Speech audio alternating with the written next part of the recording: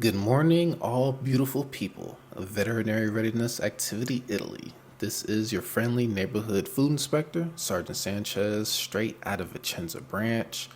I'm here to walk you through the ins and outs of 4 very simple but very important tasks of being a veterinary food inspection specialist. The first video will feature myself and cover task 081-68 Romeo-0017, submit subsistence for laboratory testing. The second video will feature our newest food inspector, Specialist Avalo, and cover these 3 tasks. 081-68 Romeo-0018-0019 and -0020. Establish a baseline on a food contact surface, test water and ice using bioluminescence technology, and test food contact surfaces using bioluminescence technology. Now, these are some big words, and performing these tasks correctly is a big deal, but trust me, these are so simple that I think even Rotor Branch could probably do it. Let's begin with submitting subsistence for laboratory testing. First, we'll go over the conditions and standards, which have been slightly modified for clarity and simplification, but all words have been pulled straight from the Army's official ICTL document, which can be found at Central Army Registry at the URL shown here. Okay, so let's get started. Grab your coffee, tune in to my soothing voice, and watch closely as I show you how to submit subsistence for laboratory testing. In a garrison operational environment, you have subsistence samples requiring submission to the laboratory for testing. You are provided with sample containers, insulated shipping containers, gloves, plastic bags, frozen ice packs, shipping tape, shipping labels, dunnage, permanent marker, DA Form 7539, a computer with access to Veterinary Service Information Management System, or VSIMS, technical guide, or TG376, TG361, installation support plan instructions, and local standard operating procedures. This task should not be trained in MOP 4. The first step when submitting subsistence to the lab is to determine exactly which type of product needs to be sampled, how much of it, and where it must come from. Will it be dairy, fruits, meat products? Do you need just a few ounces or pints? Is it frozen, chilled? Do you need to take it from the commissary or the DFAC? Usually this information will come directly from your unit's food safety officer, and you can utilize TG376 and TG361 for more details. Make sure that you communicate with the facility manager to inform them of what you're sampling and why, and give them a DA Form 7539 for the product that you took. Be sure to remember to take a pilot sample if you're not sending a frozen product. A pilot is a product of similar type to the sample that's being tested, that is used only for determining the temperature of the sample when it arrives at the laboratory. Now that you have the sample selected, let's prepare for shipment. Make sure that you have items such as plastic bags, shipping tape, sticky labels, sheet protectors, scissors, dunnage, and a marker. You will also need to have coordinated shipping arrangements with a shipping company, but the exact procedures will differ unit by unit, so check your local SOP for accurate information. Label all the samples with their dedicated control numbers. This info is in the 7539 form that was created in VSIMS. Products will sweat, so their labels are prone to damage from the moisture. To prevent damage, cover the sticky labels with additional transparent tape. In the event of a product leaking, place the sample inside of a plastic bag that should also have a label with the control number of the sample that it will hold. Protect the plastic bag's label with the same method as the sample. Inside of the insulated shipping container, use as many ice packs as necessary to ensure the sample stays frozen if it is a frozen product. If it is a chilled product, use less so that the sample does not arrive at the laboratory less than 32 degrees Fahrenheit. The amount of ice packs that you should use can change depending on the product, the size of the shipping container, as well as the conditions that the container will be subject to during its journey, such as temperature and weather. You may also utilize bags of dunnage to prevent samples from being tossed around and damaged during shipment. With experience and guidance from members of your food inspection team, you'll get better at determining how best to pack and ship your samples. Once your container is packed and sealed, it will look a little something like this. Make sure that all old shipping labels on your package are either removed or covered so that there's no misdirection during shipment or rejection from your shipping company.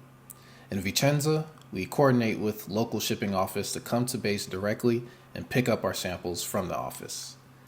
Yes, that is definitely just some random post office employee. That is definitely not the one and only Mr. G. Nah, man, I've never met that man before. And that is how you submit subsistence for laboratory testing. You did it. Thank you for watching.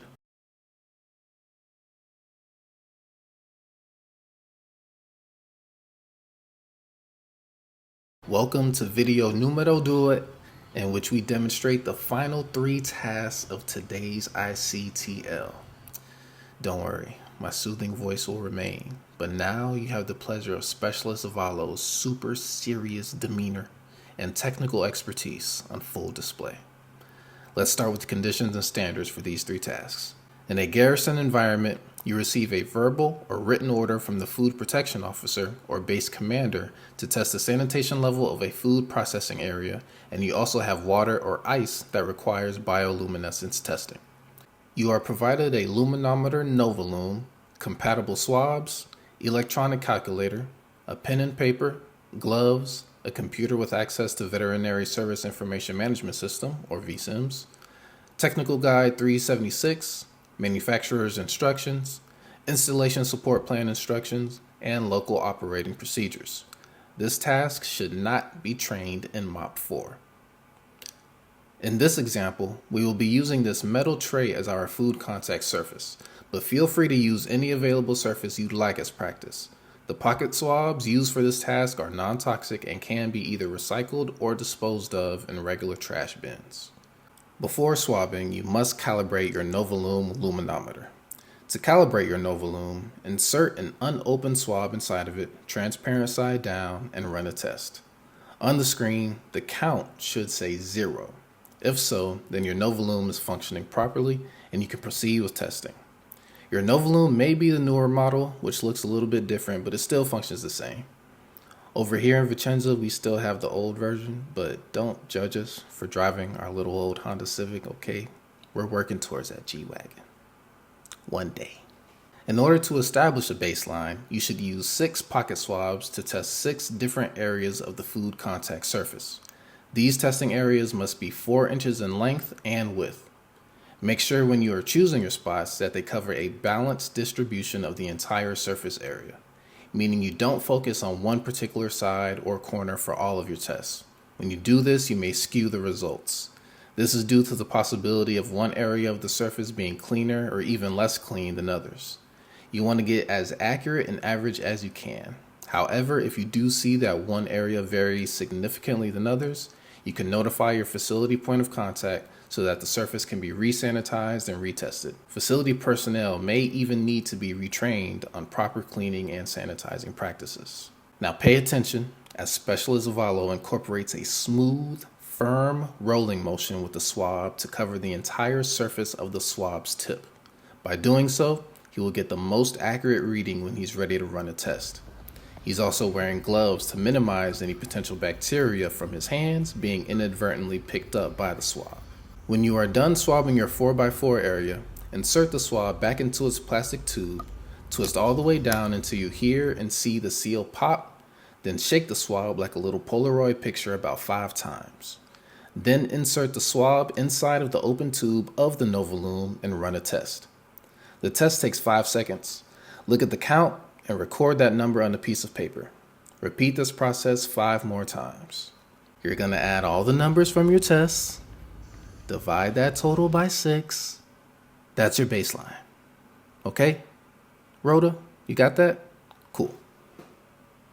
Congratulazioni. Not only did you establish a baseline for a food contact surface, but you tested that surface using bioluminescence technology at the same time. You know what? If we keep this up, we might just be able to get that G-Wagon. But first, let's test some water. As you can see here, we have a sample of some nice, clean, and pristine tap water from Vicenza in the left cup. And inside the right cup, Naples branch was nice enough to send us some of their local tap water. Thank you, Naples Branch. We really appreciate it. The procedure for swabbing a water sample is very similar and can even be the same to that of testing a food contact surface. The method shown here is dipping a water genie swab inside a sample of water and swirling it for 5 seconds.